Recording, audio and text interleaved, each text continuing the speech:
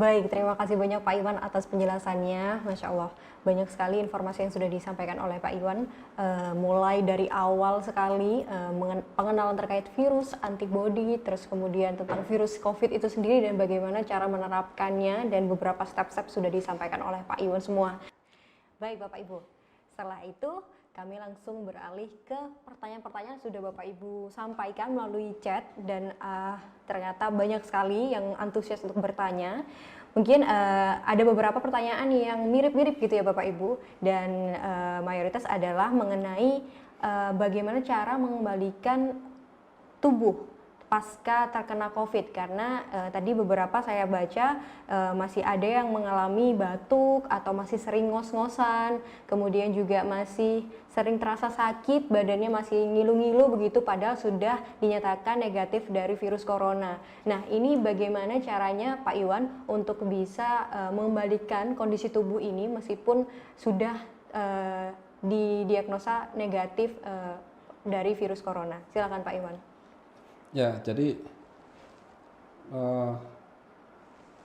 tingkat kesulitan pasca COVID itu tergantung dari berapa lama tubuh kita mendapatkan IgG. Jadi semakin lama kita mendapatkan imunoglobulin G antibody, maka semakin banyaklah sel yang mati akibat virus dan akibat sel imun yang mendapatkan perintah untuk membunuh sel yang terinfeksi. Nah, jadi kita balikin ke konsep dasar manusia. Sel itu pada saat regenerasi butuh energi kan. Jadi butuh energi, butuh makanan. Jadi kita solusinya adalah tetap jalankan konsep Kanus. Perbaiki lambung itu dan makannya banyak protein, banyak gizi ya. Jadi dengan adanya perbaikan tersedianya makanan di dalam sel, maka dia bisa melakukan regenerasi. Tapi itu juga tergantung pada jejak. Jadi lamanya tergantung pada jejak. Bagaimana cara pengobatan yang kita tempuh pada waktu itu. Jadi pada saat kita melakukan pengobatan dan kita melakukan pengobatan yang ada melawan sistem imun, contoh pada saat kita ini kena virus, kondisi kita ini lambat membuat sistem adaptif, kita nambahin imun booster, maka akan mempercepat keganasan dari makrofag dan lain-lain untuk menghabisin sel yang terinfeksi. Padahal menghadapi virus itu bukan cuma sekedar imun yang kuat, bukan itu. Adalah imun yang cerdas. Nah, otomatis nanti semakin banyak sel yang mati, banyak sampah di situ. Jadi dalam paru-paru banyak serat, banyak mucin yang keluar, lendirnya banyak sekali dan kental sekali karena lendir terbuat dari glikoprotein yang sudah menjadi proteoglikan, jadi kental.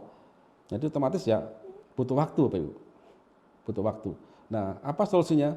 Kalau di konsep Kanus, kita minta perbaiki lambung, jaga dia, kemudian makanlah banyak lauk dan aneka ragam, buah masuk.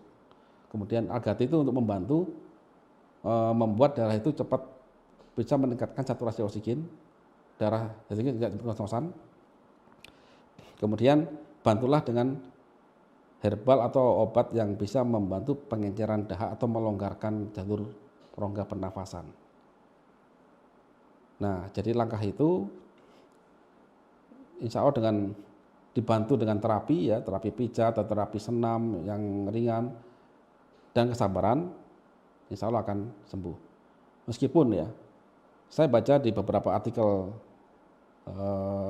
kesehatan bahwa pasien yang kena sampai terjadi semacam paru-paru yang ada luka ya, sudah semacam dampak ada perlukaan di paru, fibrosis ya, itu sudah tidak mungkin sembuh. Tapi setelah kita kaji lebih dalam tentang virus COVID-19, coba saya minta slide di on kan. Kita amati di sini. Jadi ini adalah sel paru, ya sel paru. Di sini adalah sel ini terikat di dalam struktur yang kuat, protein yang kuat. Nah, ini pada saat kena virus ini rusak ini rusak. Nah, ternyata struktur yang kuat ini terbuat dari asam amino prolin, glisin, hidroksiprolin yang membentuk helix. dan itu ada di dalam AG dan AK. Jadi masih ada harapan. Meskipun vonis saat ini bahwa sudah rusak paru-paru itu tidak akan mungkin sembuh, masih ada harapan, masih bisa. Asal apa? Perbaiki lambung kita makan banyak lauk, ditambah aja AG atau AT itu, AK ya, AK kiri itu, AK drink, rutin aja karena ini makanan ya, semuanya makanan. Maka dia akan mensuplai gizi ini. Tapi ya butuh kesabaran, butuh waktu. Ada beberapa penyintas COVID yang mengalami hal ini. Kemarin di Surabaya juga ada, parah juga, ya, saturasi 67, oksigennya full, tidak naik-naik. Tapi disitulah saya bisa cerita bahwa pada saat kejadian itu dia terbantu sekali dengan Algati sampai 10 saset dari jam 1 pagi sampai jam 4 subuh, akhirnya naik saturasinya dan akhirnya dia sembuh sampai sekarang. Meskipun masih ada dahak-dahak keluar, tapi itu bagian dari penyembuhan dan hanya butuh kesabaran saja. Saya kira demikian. Baik, terima kasih Pak Iwan. Nah, ini juga ada pertanyaan nih Pak terkait nutrisi yang tadi disampaikan oleh Pak Iwan untuk dapat memperbaiki gitu ya tubuh agar bisa kembali normal. Nah, ini ada pertanyaan dari Pak Budi Nur Iman, bagaimana cara membedakan glukosa itu merupakan sumber makanan bagi sel dengan glukosa yang sebagai informasi biologis bagi sistem imun. Silakan Pak Iwan. Nah, yang menentukan itu bukan kita. Kita hanya punya kewajiban. Yang pertama adalah kita harus memastikan bahwa metabolisme tingkat sel kita berjalan dengan baik. Artinya begini, glukosa itu akan bisa masuk ke dalam sel jika apa? Jika ada perintah insulin.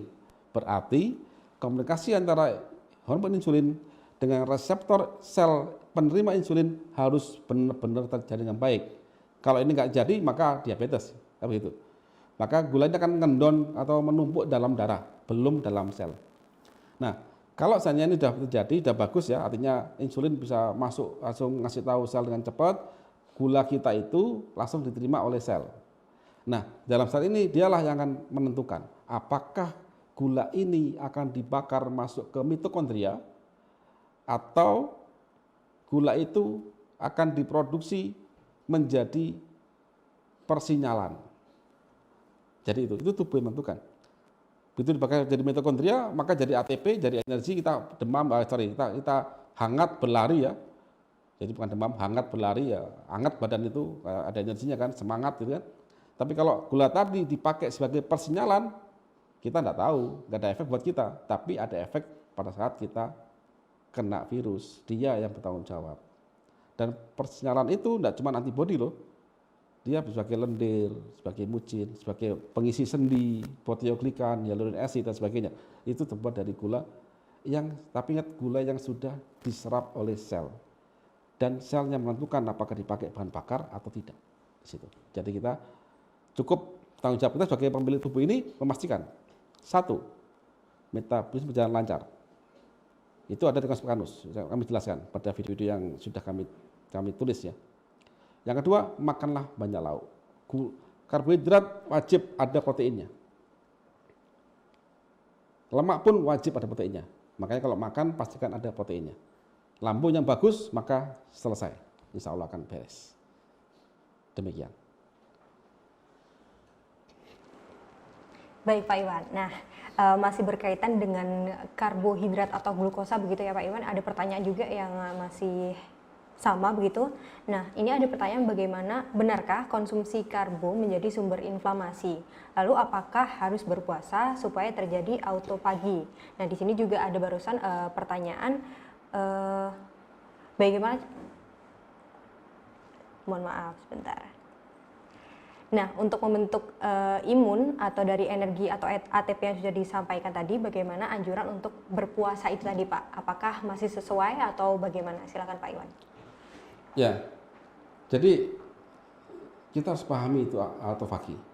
Oke, saya akan ulang lagi ya, ulang lagi. Tolong slide saya. Kita ulang lagi. Pertama, ini ada sel paru-paru. Sel ini masih ingat punya apa? Punya panca indera, nah, gitu ya, reseptor. Ini reseptornya yang saling lingkarin. Kemudian sel apa namanya virus ini juga punya tanda, yaitu PAMPS tanda, dan reseptor paru ini penerima tanda ini. Nah, penerima tanda ini. Reseptor paru ini namanya PRRS. Ya, oke, lanjut kita.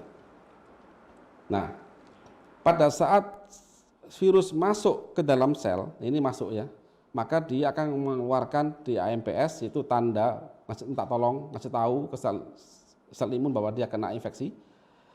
Yang kedua ada interferon ngasih tahu tangga sel sebelah untuk melakukan proteksi ya dengan ada mucin dan sebagainya, antibodi A, dan ada histamin. Nah, ada autofagi. Autofagi itu apa sih? Jadi gini Bapak Ibu, pada saat kita ketemu orang jahat, kita tahu bahwa dia orang jahat, kita bisa menghindar. Tapi kalau pada saat orang jahat tadi memukul kita pasti kita membalas kalau punya kekuatan atau energi. Itu poinnya. Nah, apakah autofagi itu sama begitu? Ya sama. Pada saat sel itu masuk, di dalam sel itu masih ada satu pertahanan terakhir, yaitu sel itu akan membunuh virus tadi di dalam sitoplasmanya. Dan itu butuh energi. Itu butuh energi. Sehingga tidak tepat kalau pada saat kita menginginkan sel autofagi dan kita malah mereduce atau mengurangi makanan yang diterima oleh sel. Jadi sebaiknya pada saat kita melakukan autofagi jangan puasa. Tapi lakukan skema bahwa pastikan bahwa nutrisi yang dimakan itu masuk ke dalam sel dan itu sangat penting peran dari lambung dan jenis makanan yang masuk di situ. Jadi itu semoga bisa dipahami di sini. Baik, terima kasih Pak Iwan atas penjelasannya. Masih berlanjut untuk pertanyaan berikutnya Pak Iwan. Tadi ada yang sempat menyampaikan bahwa beliau sempat menyimak diskusi Prof. Tamim Pardede bahwa COVID virus itu virusnya tidak terlalu banyak atau sedikit, yang menjadi masalah adalah badai sitokin. Nah, apakah hal tersebut memang ada Pak untuk terkait badai sitokin dan penjelasan dari Prof. Tamim Pardede? Silakan Pak Iwan. Ya, jadi begini. Saya lanjut lagi. Tolong next slide saya. Lanjut ya, lanjut. Pada saat sel paru-paru ini terinfeksi virus, maka dia melakukan satu namanya DAMPS. DAMPS itu adalah Damage Associated Molecular Pattern. Di mana ini akan dilihat oleh sel imun, ini sel imun ya, bahwa ini tanda bahwa sel ini terinfeksi sehingga dia punya undang-undang atau punya perintah bunuh dia. Dan DAMPS ini adalah sitokin juga. Sitokin sinyal. Jadi itu banyak, ada DAMPS, ada interferon, interleukin, banyak, itu sinyal. Dan sinyal untuk supaya dibunuh ini DAMPS dikenali oleh makrofag. Ingat, makrofag ini adalah kalau di kita polisi reguler yang menghadapi demonstrasi dan lain-lain itu. Itu kan? Nah, jika skema pembuatan dari dendrit sampai ke sel limfosit, nah ini bin-nya gagal membuat IgM atau IgG ini, antibodinya gagal dibentuk dan lama, maka makin banyak sinyal sitokin banyak sehingga ditambah lagi ada CD8 sel killer ini, tambah lagi pasukannya membunuh. Itulah namanya badai sitokin. Makanya saya sampaikan, sejak kita pertama kali kena COVID, hitung waktunya. Usahakan hari ke-7 maksimal semua gejala reda. Makanya saya bilang tadi, COVID menghadapi virus apapun, nggak cuma COVID ya, apapun virusnya, ini bukan cuma kekuatan dari sel imun, tapi kecerdasan dan kecepatan. Di situ. Jadi itu intinya. Baik, terima kasih Pak Iwan atas penjelasannya. Kemudian ada yang berkonsultasi nih Bapak, beliau menginformasikan bahwa ibu dari beliau itu terkonfirmasi positif COVID dan masuk hari 11 sampai 12. Nah, kondisi sudah membaik, sudah bisa makan walau sedikit, akan tetapi keluhannya itu masih perut terasa perih dan masih batuk. Kemudian dari batuk tersebut juga sering keluar dahak putih yang kental. Nah, apakah dahak yang keluar tersebut adalah pertanda dari perbaikan atau pertanda bagus begitu Pak? Nah, dari informasi riwayat beliau itu memiliki sakit lambung yang akut, sehingga awal-awal COVID itu makan 1-2 sendok makan aja sudah muntah dan punya riwayat diare juga pada saat COVID. Saat ini hanya bisa mengkonsumsi atau hanya mau mengkonsumsi AGI saja, belum beralih ke AT begitu, belum menambahkan AT. Mohon sarannya Pak Iwan untuk kondisi dari ibu beliau. Silakan Pak Iwan. Ya, berarti kalau ada sudah hari ke-11 jadi ya, hari ke-12 berarti mungkin kemungkinan masuk ke long COVID. Tolong anu slide saya. Jadi masuk ke long COVID, di mana pembuatan IgG ini di atas 7 hari. Maka sebaiknya kalau memang di rumah, kalau di sini kan di Surabaya kan tidak boleh kita isolasi mandiri, kan tidak boleh, harus ke rumah sakit. Nah kalau di tempat ibu masih membolehkan isolasi mandiri, ya coba siapkan tabung oksigen untuk jaga-jaga saja. Kemudian lendir yang kental itu adalah sebenarnya lendir pertahanan diri. Jadi itu kalau bisa keluar bagus, justru itu harus keluarkan. Jadi tambahkan pengencer dahak, siapkan. Bisa pakai nebulizer. Jadi untuk melegakan juga supaya cepat banyak yang keluar. Dan juga di sini bisa mungkin pengalaman dari teman-teman yang lain bisa ditambahkan obat atau nutrisi ya, yang banyak jual pasaran itu nama kimianya adalah acetylcysteine. Nah itu nggak apa-apa, salah dipakai aja, dan dia bisa memotong rantai sulfida untuk supaya dahaknya tuh bisa kental, bisa encer sehingga mudah dikeluarkan. Nah nanti perbaikan ini akan seiring dengan banyak dahak keluar, maka insya Allah akan makin baik dan akan makin cepat sembuh. Nah, sedangkan masalah perut, jika memang masih bisa tahan dan tidak ada masalah, artinya bisa tahan tanpa ada obat penetral asam lambung atau PPI, cukup AG sereal tanpa ampas saja. Kemudian kasihlah makan makanan yang kaya gizi. Tapi jika seandainya tidak kuat, nah di sini pengecualian, silakan menggunakan obat-obat sementara untuk simptomatik pada lambung, tapi tambahkan AK, karena AK ini yang akan menjadi nutrisi cepat sampai, karena saat lambung karena obat mah itu, lambung itu sudah kehilangan fungsi, mayoritas kehilangan fungsi, mungkin 80% kehilangan fungsi, sehingga gagal untuk mencerna makanan, sehingga otomatis harus suplai makanan yang ready, yang siap untuk diserap oleh usus, dan itu kami sematkan di AK, jadi AG sama AK.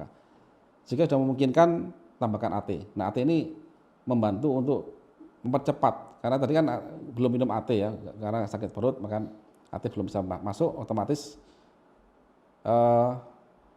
ada terjadi dahaknya kental itu. Tapi seandainya sudah bisa masuk AT, itu akan membantu supaya lebih cepat encer dan oksigen cepat bisa diambil oleh darah, sehingga proses penyembuhan akan lebih cepat. Ya demikian. Baik, terima kasih Pak Iwan atas penjelasannya. Kemudian ada pertanyaan juga nih Pak, saya sudah sempat vaksin Moderna, nah ini apakah masih bisa untuk mengkonsumsi AT dan juga AG begitu Pak? Apakah ada efek samping atau bagaimana? Dan juga ada pertanyaan-pertanyaan terkait vaksin juga Pak, ini sebenarnya bagaimana cara untuk mengaturnya atau apa yang harus kita lakukan begitu setelah vaksin atau sebelum vaksin dengan konsep Karnus? Silakan Pak Iwan.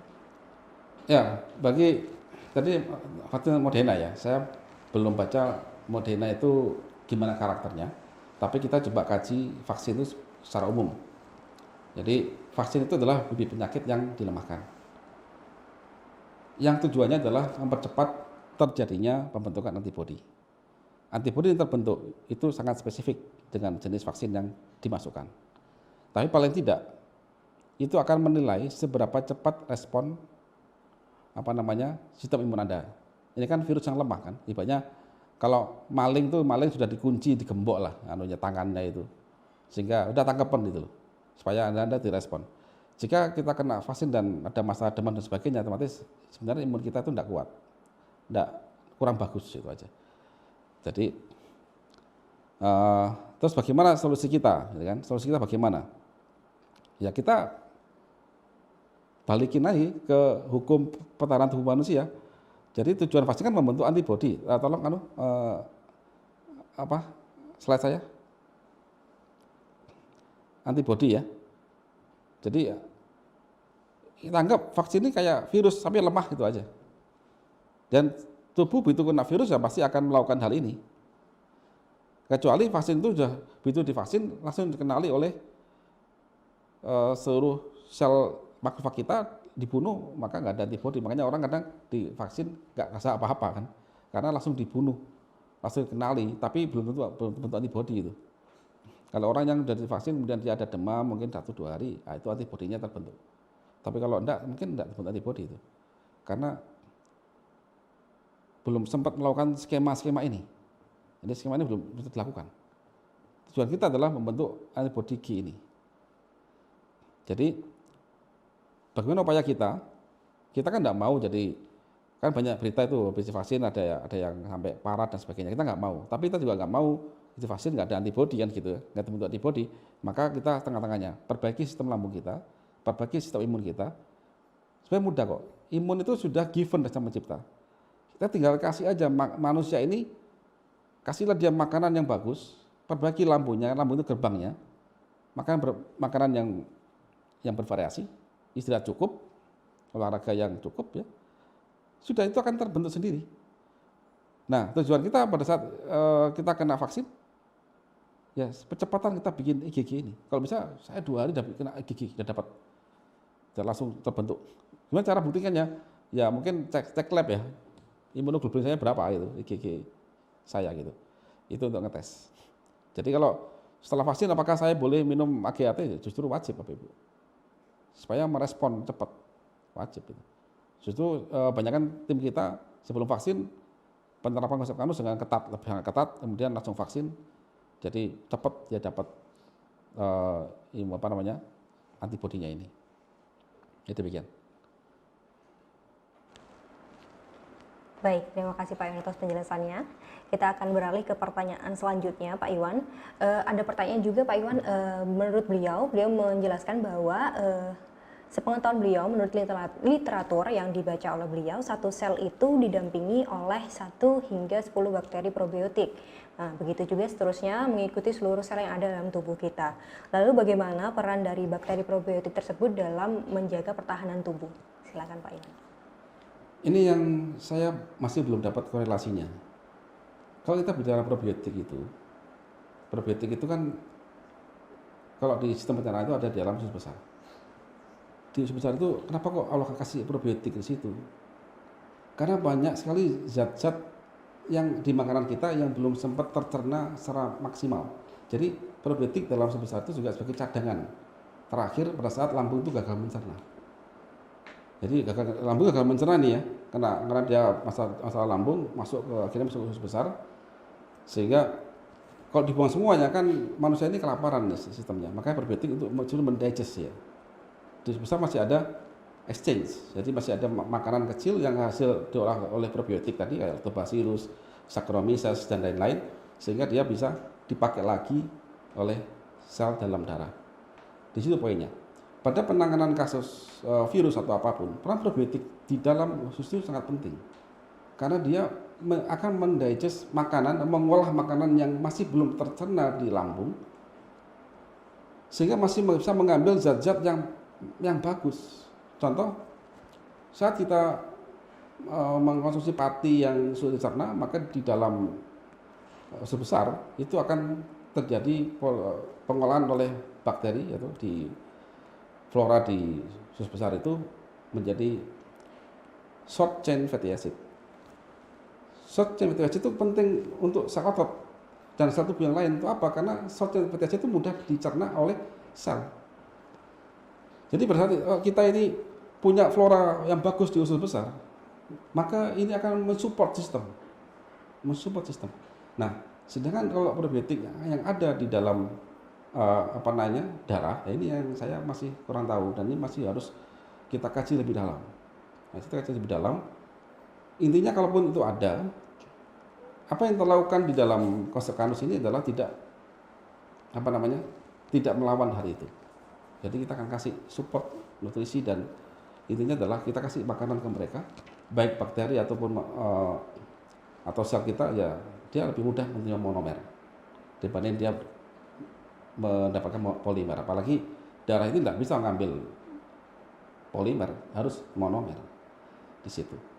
Jadi ini poin pentingnya di dalam kasus masalah kajian tentang probiotik tadi. Demikian. Jadi saya tambah lagi, jadi pada kasus infeksi virus, apakah kita boleh minum probiotik? Nggak apa-apa. Probiotik nggak apa. Jadi probiotik yang paling gampang ya makan tape, itu paling gampang ya. Atau yogurt, ya, bikin yogurt atau fermentasi apa. Intinya itu adalah dia akan memperkaya flora dalam usus besar kita. Tapi kalau sampai dalam darah ini saya tidak tahu, karena darah itu punya sel darah putih. Sel darah putih di mana dia akan, karena nanti saya baik lagi di sini ya. Nah, tolong slide saya. Sel ini sel asing itu akan membuat PMPS ini. Apakah probiotik yang baik itu yang dalam darah ya, lagi dalam darah, itu mengeluarkan PMPS sehingga dikenali oleh patogen makrofag ini untuk dibunuh, atau dia dikenali sebagai sel sahabat? Ini yang saya nggak tahu. Kalau di usus besar itu dikenali sebagai sahabat, sehingga dia tidak serang, kecuali jumlahnya sangat banyak. Kalau sangat banyak otomatis ada polisinya, tidak boleh, ada batasannya. Gitu. Saya demikian. Baik Pak Iwan, terima kasih atas penjelasannya. Tadi juga sempat di-mention barusan oleh Pak Iwan terkait sel darah putih begitu ya Pak. Nah ini ada pertanyaan juga terkait hal tersebut. Menurut informasi dari beliau, sel darah putih itu juga sangat berperan penting dalam mengantisipasi virus begitu. Nah jika sel darah putih ini berada di bawah ambang batas normal, bagaimana solusi untuk meningkatkan sel darah putih itu kembali menjadi normal begitu Pak? Silakan Pak Iwan. Ya, jadi sel darah putih itu pada saat kena virus, memang dia kan tidak tidak memproduksi sel darah putih yang besar, karena memang bukan bakteri atau bukan kuman. Tapi yang berubah adalah komposisinya. Komposisi eosinofil, basofil atau monosit dan sebagainya. Itu berubah. Mayoritas akan berubah. Yang akan naik itu adalah grup monosit. Itu akan naik monositnya. Nah, kalau sampai itu turun, berarti ada something di dalam sistem imunnya, yaitu produsennya. Produsen dari sel B itu adalah di susun tulang belakang, susun tulang. Kemudian produsen dari sel imun yang lain itu ada di grupnya di kelenjar limpa ya. Jadi ini ada problem di sana sehingga dia gagal untuk memproduksi. Atau mungkin dia juga banyak sel imun kita yang juga ikut terbunuh, mungkin ada infeksi yang lain. Sehingga dia gagal untuk sampai turun leukositnya. Atau mungkin sinyalnya itu nggak sampai bahwa ini ada musuh gitu loh. Itu lebih parah lagi. Dan biasanya terjadi pada mereka yang ada komorbid atau pada kelelahan yang parah. Oleh karena itu ya hanya satu solusinya. Segera perbaiki metabolismenya. Dengan cara apa? Perbaiki lambung, makanlah banyak gizi. Jika perlu, jika lambung itu memang diserang juga oleh kuman tadi, makanlah makanan yang siap saji bagi sel kita. Jadi dalam bentuk monomer. Apa contohnya? Yang paling gampang ya, kita beli ikan presto, di presto. Bikin dia terpotong molekulnya. Karena pada saat kita membuat antibodi atau sel yang baru itu butuh protein. Karena protein sebagai, jadi masih ingat gambar bis tadi sama sasis itu, dia sebagai backbones, pembangunnya di situ. Nah, sedangkan pemecahan protein itu sangat berat. Jika lambung masalah sangat berat. Kalau nggak ada asam amino masuk dalam darah kita, otomatis jangan harap kita bisa bangkit untuk memproduksi leukosit di sana. Baik, terima kasih Pak Iwan atas penjelasannya. Kemudian masih ada beberapa pertanyaan kembali Pak. Oke, terkait kadar kekentalan darah begitu Pak. Nah, ada informasi bahwa meskipun sudah dinyatakan negatif COVID, ternyata ada permasalahan di kekentalan darah yang mencapai kadar yang cukup tinggi begitu ya Pak ya. Nah, ini apakah berdampak buruk begitu Pak jika tidak diatasi dengan benar begitu atau dibiarkan kadar darahnya masih tetap seperti itu? Bagaimana Pak Iwan terkait hal tersebut? Ya, itu terjadi pada mereka yang lambat dalam mendapatkan imunoglobulin G atau antibody. Jadi sudah banyak sekali kematian. Jadi dalam tubuhnya itu banyak sekali luka. Banyak sekali luka mikro. Dan hukum yang ditetapkan sama cipta pada sel darah merah adalah jika ada luka, segera tutup luka itu. Dengan cara apa? Dia akan membentuk trombin dan akhirnya membentuk semacam gumpalan darah. Semakin tinggi dia kemampuan dia untuk semakin banyak luka, maka darahnya akan mudah tertrigger untuk menjadi respon cepat untuk nambal. Jadi seperti gini Bapak Ibu. Bayangin, ada kerusuhan massal di suatu kota dan lama sekali terjadi kedamaian. Lama sekali intelijen mendapatkan siapa provokatornya.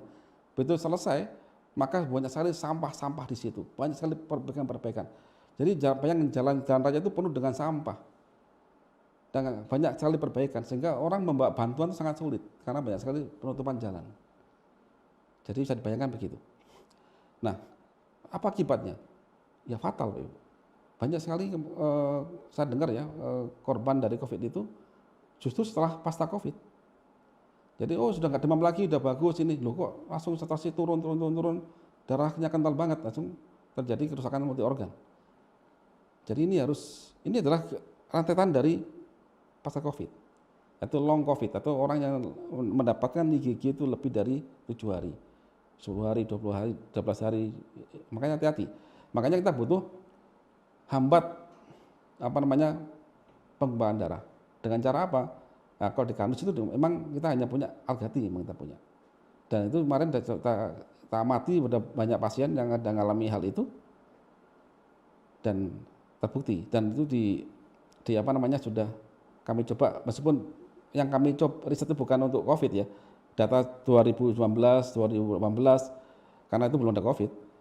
Jadi kita cek pada kemampuan Algati ini untuk mengambil oksigen di dalam darah para atlet, dan itu signifikan sekali, sangat-sangat signifikan. Dia bisa mengambil darah. Dan kalau mau ngamatin, seseorang belum minum Algati, cek saturasinya berapa, setelah minum cek saturasi jantungnya.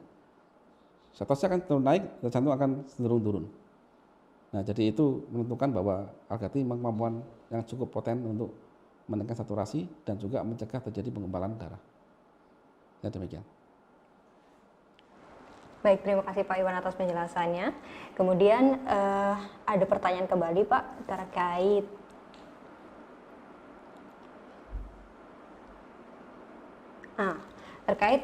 virus itu sendiri Pak. Nah, apabila orang tersebut sudah dinyatakan sembuh dari COVID-19 atau dari virus COVID-19 itu, apakah status virusnya itu mati Pak? Nah, apakah dari kondisi itu bisa dinyatakan tidak dapat menularkan virus tersebut kepada orang lain? Silakan Pak Iwan. Ya, jadi kalau sudah sembuh, jadi gejala sudah nggak ada, kemudian sudah normal lagi, kemudian artinya di tes yang kita punya alat tes ya, contoh tes darah, berapa leukositnya, berapa monositnya dan sebagainya. Artinya di darah itu sudah nggak ada lagi tanda bahwa ada infeksi, ditambah lagi data PCR, ya sembuh, sudah mati virus itu. Artinya tubuh sudah punya antibodi. Jadi tidak menular. Tapi jangan lengah. Jika virus mutasi lagi, ya kita yang sudah punya antibodi belum tentu loh. Langsung siap dalam 1-2 hari, enggak. Jadi harus tetap waspada saja pada next mutasi jika terjadi. Gitu. Oke, siap. Terima kasih Pak Iwan atas penjelasannya. Kemudian terkait pertanyaan-pertanyaan ini berkaitan dengan vitamin C dan juga vitamin D begitu ya Pak. Terus karena saat ini banyak fenomena orang-orang itu berburu begitu vitamin C dosis tinggi, kemudian vitamin D dosis tinggi. Nah, ini apakah ada hal khusus gitu Pak yang harus dipertimbangkan atau mungkin dosisnya yang tepat itu seperti apa agar penyerapan dari vitamin-vitamin tersebut juga lebih optimal dan tidak membahayakan bagi tubuh? Silakan Pak Iwan. Ya, tolong slide saya. Nah, kita coba bahas vitamin C. Asam ascorbat. Ini bentuk molekulnya. Ini bentuknya ya. Kalau seandainya kita jadi satu, vitamin C ini begini bentuknya gitu ya. Cuman ini nggak kelihatan mata kita. Vitamin C itu fungsinya itu apa sih? Dia kofaktor enzim. Jadi dan juga punya kemampuan antioksidan. Jadi kofaktor. Kalau kofaktor berarti ada faktornya, gitu kan? Kofaktor, faktor. Co-pilot, pilot. Co-pilot harus ada pilotnya, karena nggak mungkin co-pilot jalan sendiri. Jadi dalam enzimatik, sebuah enzim yang ada koenzim, maka dia butuh kofaktor untuk melakukan tugasnya dia dalam proses enzimatik. Dan hampir semuanya proses dalam tubuh kita itu pasti ada proses enzimatik. Jadi kita butuh vitamin C. Itu ada dalam makanan, dalam sayur dan sebagainya. Nah, berapa sih vitamin C yang ideal? Yang saat ini ya riset 1000 mg per hari ya. Jadi cairan vitamin C ini bukan segalanya Bapak Ibu. Bukan segalanya. Kalau kita overdosis vitamin C itu nggak tambah sehat. Tubuh tidak tahu mana maksimal. Begitu vitamin C itu overdosis akan dibuang jadi urin. Nah, vitamin C ini asam, begitu sama kita juga ada masalah di dalam metabolisme kalsium, ya jadi garam nanti itu. Jadi batu ginjal dan sebagainya. Dan juga bisa merusak lambung jika terlalu asam. Jadi take easy aja. Saya jarang minum vitamin C, suplemen jarang banget, hampir nggak pernah saya dari makanan aja. Makanan saya suka buah. Dan dalam Algati itu ada dari Rosella kan, kita ada Rosella di situ. Itu cukup tinggi vitamin C-nya. Saya minum Algati tiap hari bisa 3 kali, 5 kali tergantung kondisi saya. Itu harian minimal 3 kali sehari. Dan saya hampir nggak pernah saya ada gejala-gejala kurang vitamin C kayak sariawan dan sebagainya, hampir jarang sekali. Demikian. Jadi ini yang vitamin C ya. Oke, sekarang vitamin D. Saya ulang lagi. Vitamin D itu apa sih? Vitamin D ini dia itu bukan kayak vitamin C. Vitamin C kan kofaktor untuk enzim. Kalau vitamin D ini kayak hormon dia. Dia semi hormon. Dan dia ada di reseptor beberapa sel imun. Yang paling penting adalah saat ini kan orang tahu vitamin D itu banyakkan untuk tulang gitu kan. Kenapa untuk tulang? Bapak Ibu coba sempatkan pelajari materi saya tentang osteoporosis. Ada kadut terindah untuk tulang dan sendi. Itu saya bahas. Ada namanya sel autoklas. Sel itu dapat reseptor vitamin D3. Begitu ada vitamin D3 dan ada kalsium fosfat dan kolagen, maka dia akan merusak sel tulang dan diganti yang baru. Sehingga kita terhindar dari osteoporosis. Nah, reseptor vitamin D3 ini juga ada di sel imun yang lain. Dia untuk memberikan tanda percepatan jika ada infeksi sel imun untuk segera cepat respon sehingga dia bisa membuat IgG. Nah, di situ poin. Nah, vitamin D itu diambil dari kolesterol. Nah, berbahagialah bagi orang yang punya lambung bagus, makanya suka makan sate kambing misalkan.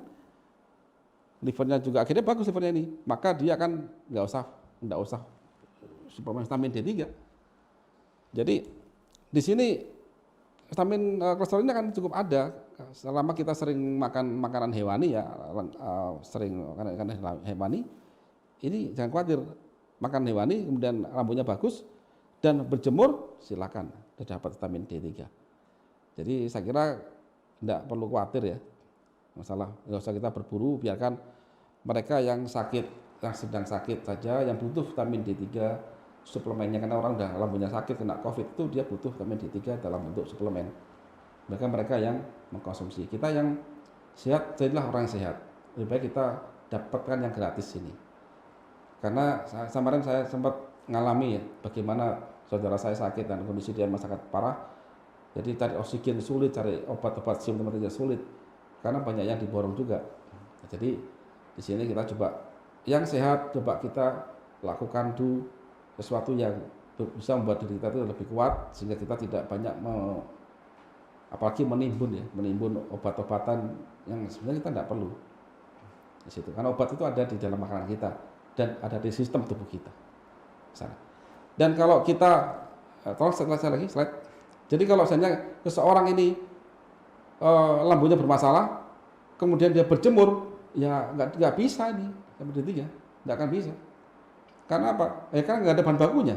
Matahari ini mengkatalis D2 menjadi D3. Ini matahari mengkatalis. Dan kalau orang ini bermasalah di lambungnya, terus ya nggak bisa ini, nggak akan ada, nggak akan cukup, dapatnya gosong aja, hitam manis, ya. Sampai D-nya nggak dapat. Oke, saya kira demikian. Baik, terima kasih Pak Iwan atas penjelasannya dan juga terima kasih untuk Bapak Ibu sekalian sudah memberikan beberapa pertanyaan begitu ya. Mungkin ini ada sedikit pertanyaan penutup begitu Pak Iwan. Nah, seperti apa sih Pak Iwan keunggulan dari produk Karnus ini dibandingkan dengan produk yang sama mungkin seperti teh hijau tadi dengan Algati, sehingga produk Karnus ini mampu sampai menyentuh imunosupresor dan DNA repair. Silakan Pak Iwan untuk bisa dijelaskan. Terima kasih banyak. Yang membedakan produk Karnus yang lain itu adalah produk Karnus itu punya konsep Karnus yang ada kajian secara sistematika dan multi ilmu. Kemudian dari kajian itu kita coba bikinkan aktualisasinya. Contoh pada Algati. Algati itu sebenarnya adalah kita bicara tentang antioksidan. Kalau kita bicara antioksidan, maka kita harus tahu tentang proses oksidasi itu bagaimana. Dan yang kita tuju itu bukan proses oksidasi, tapi proses parsial oksidasi. Di mana proses oksidasi terjadi ada 3 hal. Yang pertama substrat, yang kedua oksigen, yang ketiga katalis. Nah, hasil dari rasio oksidasi, parsial oksidasi ini adalah terjadinya radikal bebas. Nah, saat ini kalau kita bicara reaksi oksidasi ini pasti kita bicara tentang radikal bebas. Radikal bebasnya bisa dinyatakan dengan antioksidan. Tubuh kita udah punya dari glutathione namanya. Liver bikin glutathione. Support dia bikin glutathione dan antioksidan. Tapi apakah berhenti ini? Tidak, Bapak Ibu. Kita tidak pernah bicara tentang substrat. Dalam tubuh kita yang paling masalah untuk mudah menjadi oksidasi itu apa? Lemak yang gagal di metabolis. Nah, kalau kita bicara tentang lemak, maka pelajari tentang metabolisme lemak. Itu panjang nanti, itu ada materi saya. Nah, oke, lemak itu harus bisa dimetabolis. Intinya ada di lambung nantinya itu, ujung-ujungnya ketemunya. Kemudian ada kofaktor di sini. Kofaktor ya. Ada kofaktor. Dan kofaktor itu harus ditangkap. Makanya dalam Algati ini kami ada antioksidan dari grup EGCG, riboflavin, tiaflavin, dari grup yang lain kita punya beberapa tanaman khusus. Yang kedua, tidak cuma itu. Kalau kita hanya bicara antioksidan, ya sama dengan yang lain sudah. Tapi saya bicara di sini adalah bagaimana mengambil kofaktor itu. Ada apa namanya? Katalis. Kalau dalam bahasa kami itu adalah sebagai apa namanya? Yang mempropagasi. Jadi kayak logam berat dan sebagainya. Kita bisa menangkap dengan ikatan kompleks. Jadi dalam Algati ada ini, tolong next slide. Ada namanya ikatan kompleks yang bisa mengambil inisiator oksidatif. Jadi rasio oksidasi dalam darah itu tidak akan pernah terjadi jika ada substrat, ada oksigen, tapi nggak ada inisiator. Ada substrat, ada oksigen, nggak ada inisiator akan lambat. Dan kalau kita hanya fokus ke antioksidan, kita hanya fokus ke hasil rasio oksidasi, tidak mencegahnya.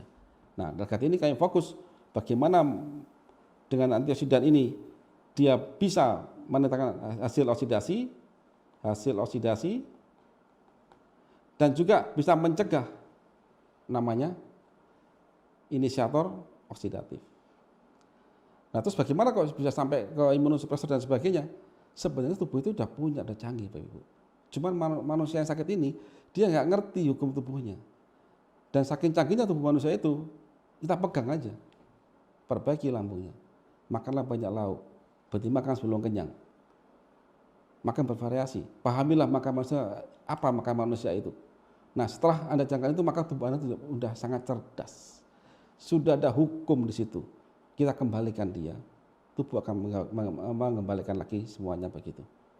Jadi ini kompleksnya. Makanya pelajaran konsep Karnus tidak bisa 1 jam 2 jam. Karena saya akan bicara mulai hal atom, valensi, sampai ke manusia dan hukum-hukumnya di sana. Demikian. Baik, terima kasih banyak Pak Iwan atas pemaparannya. Semua jawaban-jawaban dari pertanyaan-pertanyaan sudah disampaikan oleh Bapak Ibu pendekar yang hadir dan juga audiens yang hadir pada siang hari ini begitu ya Pak Iwan. Nah, mungkin itu tadi adalah pertanyaan terakhir dari kami. Mungkin pertanyaan-pertanyaan yang mungkin belum sempat disampaikan atau belum dijawab, nanti akan kami coba bantu untuk share begitu ya Bapak Ibu. Mungkin bisa di grup konsul ataupun toko Karnus begitu. Nah, terima kasih Bapak Ibu semuanya sudah bergabung. Nanti masih akan ada kami umumkan gitu ya untuk penanya beruntung yang mendapatkan hadiah spesial dari kami. Sebelumnya kita akan minta statement gitu ya, statement penutup dari Pak Iwan mungkin terkait hal ini, bagaimana cara kita untuk bisa tetap tenang dalam menghadapi pandemi saat ini. Silakan Pak Iwan. Tubuh manusia sudah canggih dan sudah disempatkan fitur dan undang-undang oleh Sang Pencipta. Dan kita di alam semesta ini tidak hidup sendirian. Banyak makhluk-makhluk yang Allah ciptakan dan kita bisa bermasyarakat dengan mereka. Ayo kita pahami tubuh kita ini, ayo kita mau belajar, membaca, berpikir. Insya Allah, Allah akan memberi kita petunjuk karena Allah sudah berjanji bahwa Dia akan memberi pengetahuan pada manusia yang tidak mengetahui asal dia mau membaca. Karnus adalah suatu grup atau kelompok atau siapapun yang ingin belajar. Dan insya Allah kami bikin semacam guidance cara pendekatan keilmuan yang mudah dipahami. Pada sesi ini saya mengucapkan Dirgahayu Republik Indonesia ke-76. Ayo sebagai anak bangsa kita wujudkan Indonesia tangguh dan tumbuh merdeka. Terima kasih Pak Iwan atas penjelasannya, ini juga pemaparan materi yang sangat padat dan juga bermanfaat untuk kita semua. Semoga selalu sehat Pak Iwan sehingga bisa kembali lagi berdiskusi dan juga memberikan ilmu kepada kita semua. Baik, terima kasih juga kami ucapkan untuk Bapak Ibu sekalian, pendekar, audiens yang datang pada acara FGD kali ini. Semoga selalu sehat. Oke, jangan lupa untuk bisa selalu cek website kami di www.tokokarnus.com dan juga untuk edukasi terkait konsep Karnus juga bisa mengakses di www.konsepkarnus.com. Jangan lupa juga untuk memfollow sosial media kita di Facebook dan juga Instagram yakni @karnus.media dan juga @tokokarnus.official. Baik, terima kasih sekali lagi Bapak Ibu sekalian. Jangan lupa untuk selalu menjalankan prokes begitu ya.